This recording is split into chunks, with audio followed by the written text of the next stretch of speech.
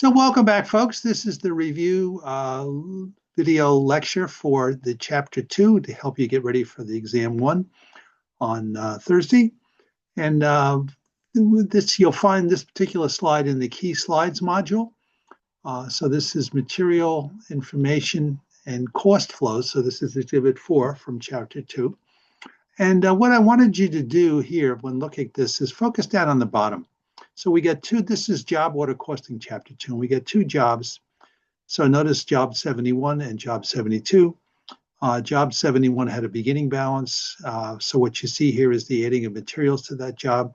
So for each of these, both jobs 71 and 72, we are going to be adding materials, we're going to be adding labor, and we're going to be adding overhead to those jobs. And then once those jobs are finished, costs are going to be transferred to finished goods. And then once they are sold, it's going to go out of finished goods to cost of goods sold. So I give this little diagram here to remind you of the different things involved that we're keeping track of. So we're keeping track of materials, we're keeping track of labor, we're keeping track of factory overhead as well. So it's materials plus labor plus overhead. Those are the costs that we're going to have to account for. And the main thing I want you to be able to do in Chapter 2 is to be able to do journal entries.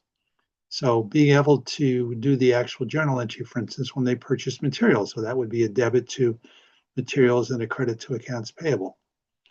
So you see here, for instance, a receiving report 196. So we had an invoice from supplier for $10,500. So they would have debited materials $10,500 and would have credited probably accounts payable.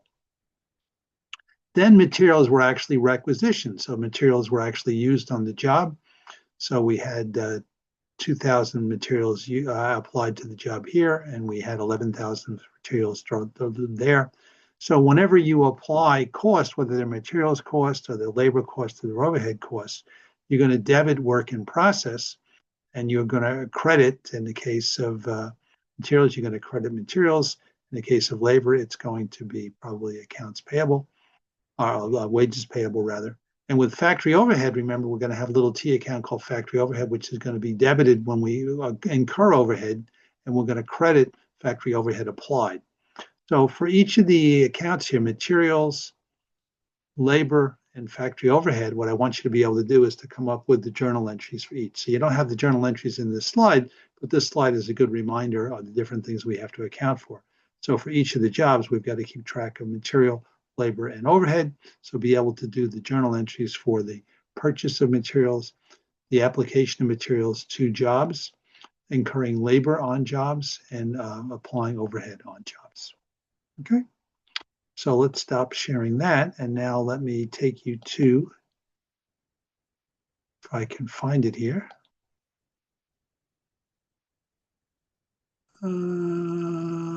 Here we go. Oh, not there. There we go. I'll get there eventually. Bear with me.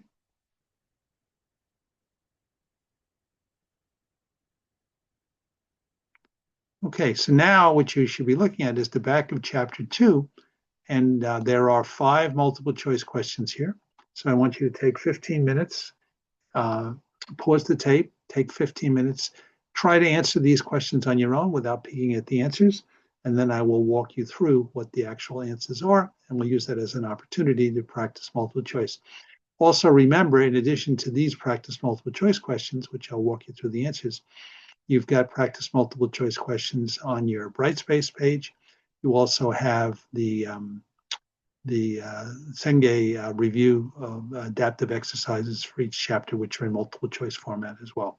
All right, so pause the tape here, take 15 minutes, work through the answers to these 5 questions, and then come on back and we'll walk you through them.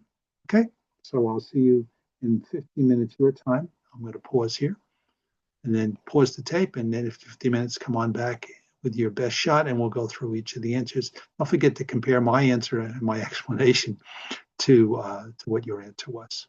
Okay, good luck. Remember to take a 15-minute break and pause the tape. Okay, so the first question, for which of the following would job order costing be appropriate?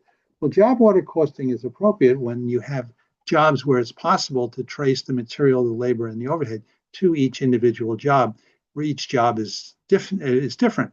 This is in contrast to what we learned about in Chapter 3, which is process costing. When we manufacture a large number of products that are homogeneous and that they're all the same, it's very difficult to track material and labor and overhead to individual jobs. Rather we track costs to individual departments, and then we assign those to the inventory. Okay, so for which of the following would job order costing be appropriate? So you have to ask ourselves, of these four that are given here, which ones would it be possible to trace material, labor, and overhead directly to individual jobs? And the individual jobs would be unique. So the first one I see there is an antique furniture repair shop. Okay, so you got antique furniture, you got particular unique items where you can trace material, labor, and overhead. So I think A looks like a pretty good one, a good application for job order costing. B, rubber manufacturer. Well, one, I don't know how you measure units of rubber, but one vat of rubber probably looks the same as the next. Coal manufacturer, very difficult. You know, you're doing tons and tons of coal, they're all the same. And computer chip manufacturer, computer chips are all the same. It's difficult to distinguish one from the other. So I'm going to think the best answer there is A, antique furniture manufacturing. And indeed it is antique furniture manufacturing. And if you want to click on it, you get additional explanation on that. 2, the journal entry to record the requisition of materials to the factory and job order costing includes a debit to. Okay, it's not the purchase of materials, it's the requisition of materials. So remember, under job order costing, when you requisition materials, you're going to be debiting work in process.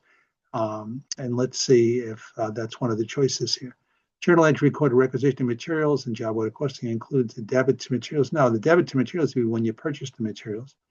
You wouldn't debit accounts payable when you actually pay for the materials.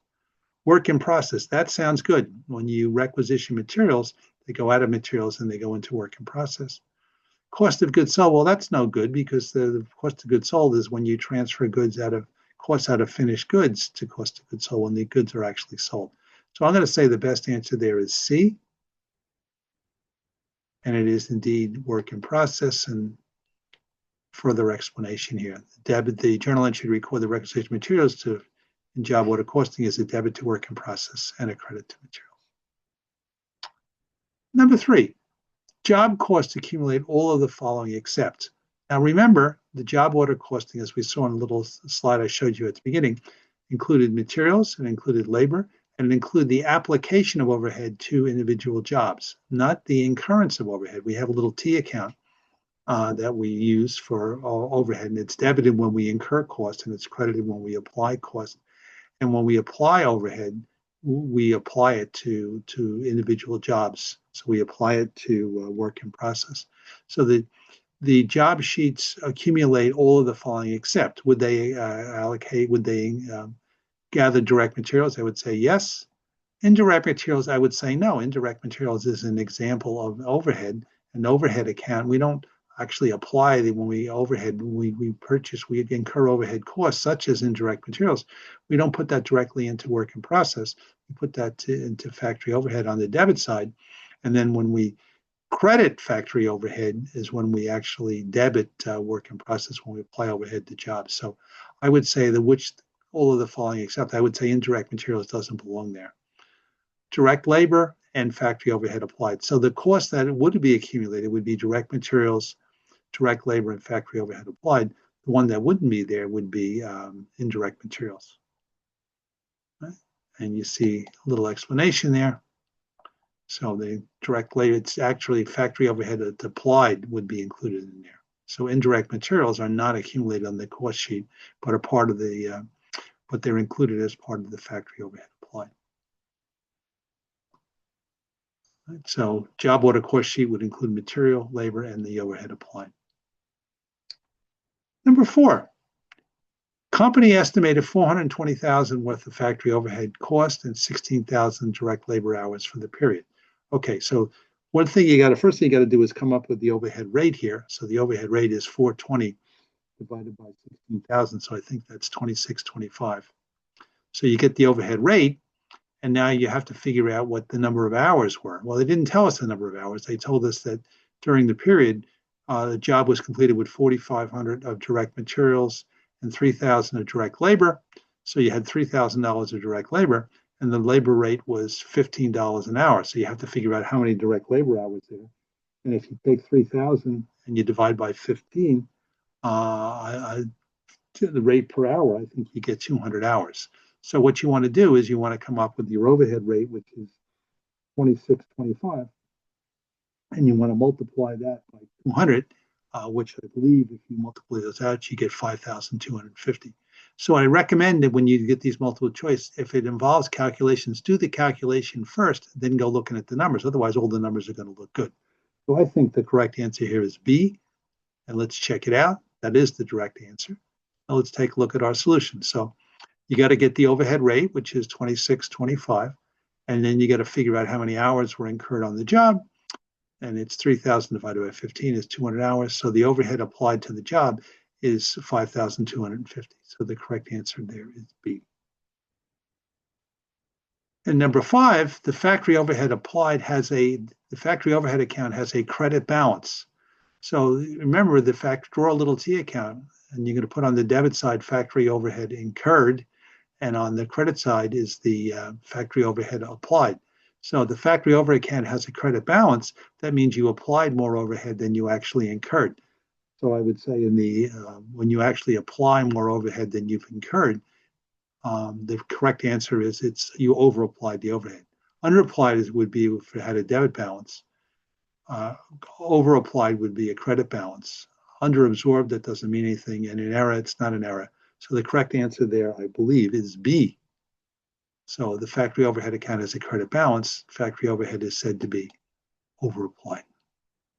And you see a little explanation there. Okay, it's the amount of, so you actually applied more overhead costs than you actually incurred. So the correct answer is B. Okay, so let's stop there. And again, what I would suggest you do, compare your answers that you got on your own to the answers I got. Focus in on those areas that you got incorrect.